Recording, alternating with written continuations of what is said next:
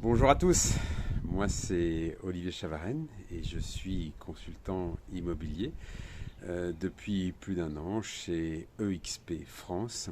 J'exerce à travers toute la France avec une équipe qui est au taquet tous les jours et n'hésitez pas à les contacter, ils seront ravis de vous servir. Bonjour à tous, moi c'est Edith. Je suis conseillère en immobilier pour EXP France. Je suis basée en Bretagne, près de Lorient. Bienvenue pour cette nouvelle vidéo. Aujourd'hui je voudrais vous parler de Glen Sanford et surtout de la crise qui se profile dans l'immobilier. De 2019 à 2021, le nombre de transactions immobilières a dépassé tous les records depuis une cinquantaine d'années. Et pourtant, un conseiller immobilier sur deux a effectué une sortie de route, soit 50% de turnover par an. C'est quand même beaucoup, vous l'avouerez. Combien vont survivre à 2022 et au cyclone qui arrive à vive allure sur la profession? Ça, c'est une question auquel on aimerait bien pouvoir répondre tout de suite. Mais comment traverser cette crise immobilière qui s'apparente à la première que nous avons connue pour les personnes qui sont, on va dire, dans les quinquas voilà, et les soixantenaires, au début des années 90 avec la guerre en Irak? Eh bien, le parcours de Glenn Sanford va nous éclairer puisqu'il a lui-même fondé sa société au moment où les conditions étaient peut-être les pires également, puisque c'est la crise des subprimes, c'est 2009.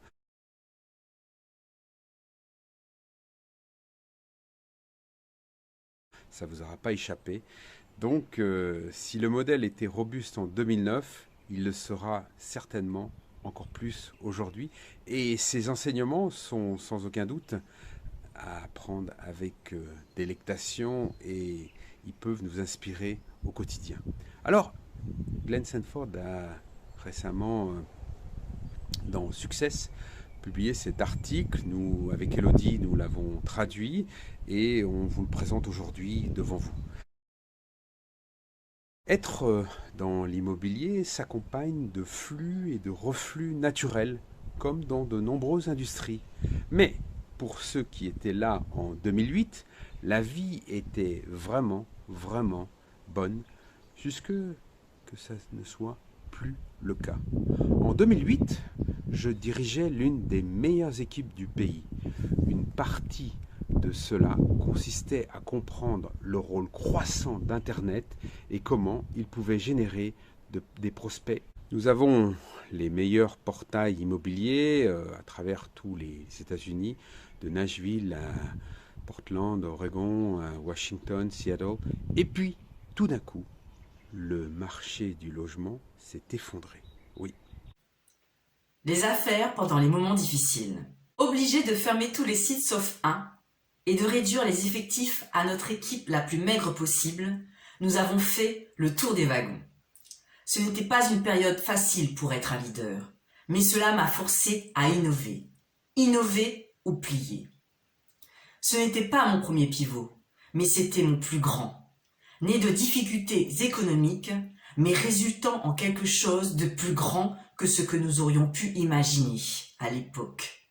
La plus grande société de courtage en nuages au monde, avec plus de 77 000 agents. Comme toutes les luttes, cette expérience m'a appris de dures vérités.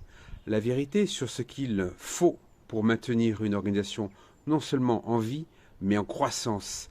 Et en fait, les 4 vérités d'un pivot que je partage avec vous maintenant.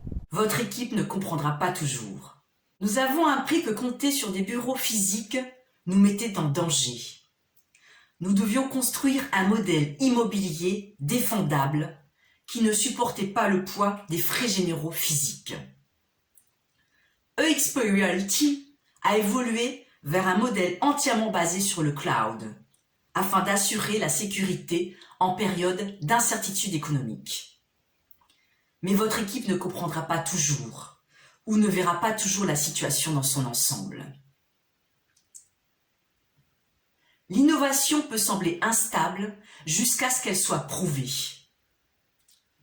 C'est là que votre relation de confiance existante entre en jeu. Le bien est l'ennemi du bien. Et oui, ça peut sembler paradoxal. Qu'est-ce que ça signifie? Eh bien, serions-nous passés à un modèle basé sur le cloud si 2008 s'était avéré différent? Bien sûr, peut-être.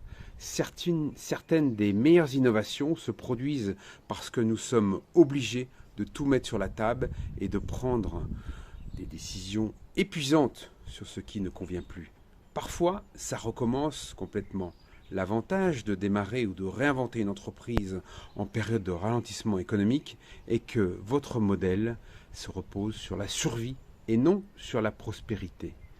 La même chose n'est pas toujours vraie pour les entreprises construites en période de stabilité. Comme le dit le légendaire auteur d'affaires, les fameux livres de Jim Collins, le bien est l'ennemi du bien. Oui, entraînez-vous à voir l'opportunité en période de chaos et d'incertitude, ça vous aidera pour plus tard. L'espoir n'est pas une stratégie. De nombreuses organisations ont traversé la récession en adaptant leur modèle d'affaires juste assez pour survivre. Certains ont eu recours à la faillite. Certains ont fusionné.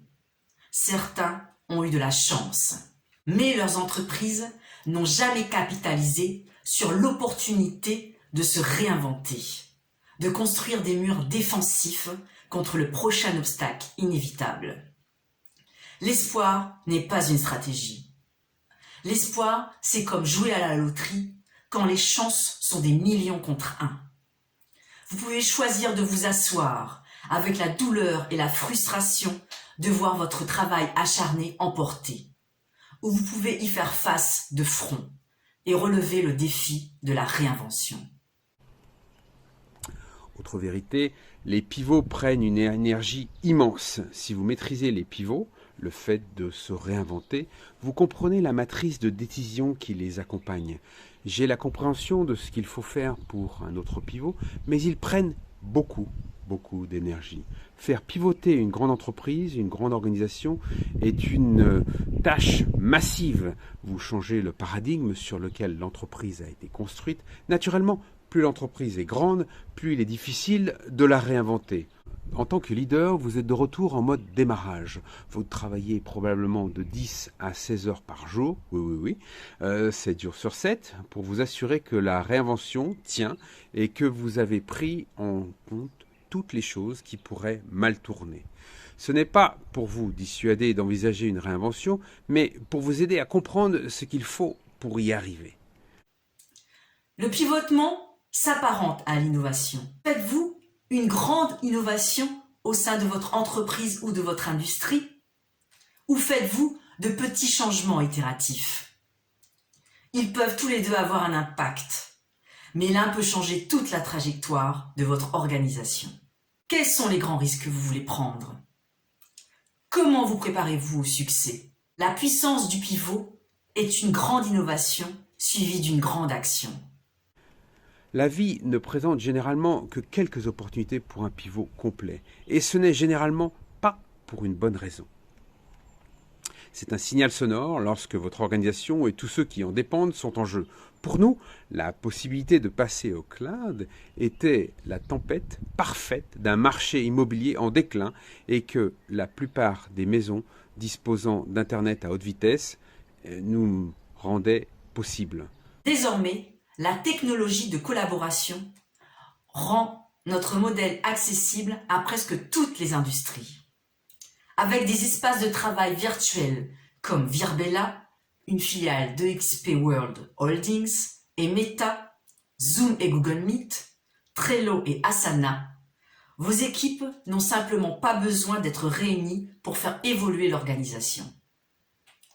Dès mon plus jeune âge, j'ai vu le rôle de la technologie. J'ai dîné dans les magazines Popular Mechanics et Applebyte. Une partie d'une stratégie de pivot proactive consiste à reconnaître les opportunités et à être prêt à prendre le coup. Merci. Très très ravi de vous avoir retrouvé et d'avoir pu partager cette expérience assez inspirante de Glenn Sanford, parce que les temps qui arrivent ne sont pas forcément les plus faciles, mais nous sommes confiants parce que toutes les personnes ici présentes en France et même dans le monde vont avoir de facto à continuer à vivre évidemment, et puis à déménager, à bâtir une nouvelle vie, construire de nouvelles maisons, en acheter d'autres, en vendre d'autres. Donc la route, the future is bright. Voilà, cette vidéo est maintenant terminée. Je vous remercie de l'avoir regardée. N'hésitez pas à la commenter, à la liker ou encore à la partager. Et je vous dis à la semaine prochaine. Merci, merci. À ciao. À très bientôt. À lundi prochain. Au revoir.